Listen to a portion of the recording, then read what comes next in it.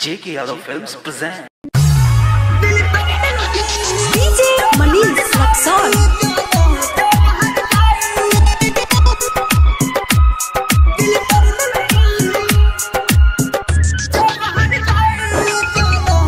JK Yadav Films.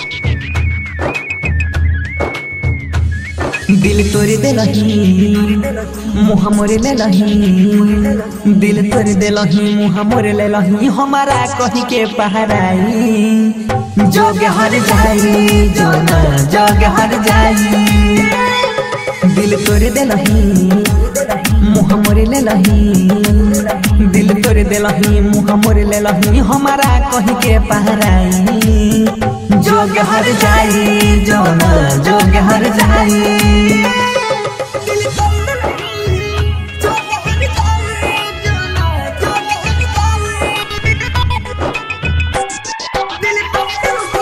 DJ Manish Luxor. JK Yadav Films.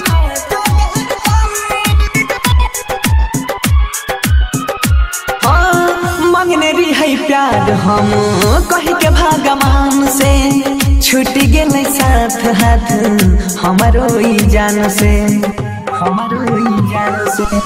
मांगने रही है प्यार हम कह के भगवान से छूट गए साथ हाथ हमारो जान से दिल रोही गे नहीं सब खोई गे नहीं दिल रोई गए सब खोई गए जब भेलै ओकर विदाई जोग हर जाई जो ना जोग हर जाई DJ Manish Luxor.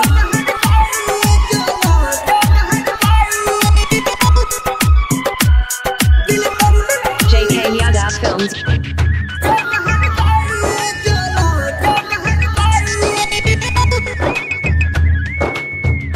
हाँ संग में जिया मरई के क्रिया तू खैले बीच रोहिया में जान छोरी चल गईले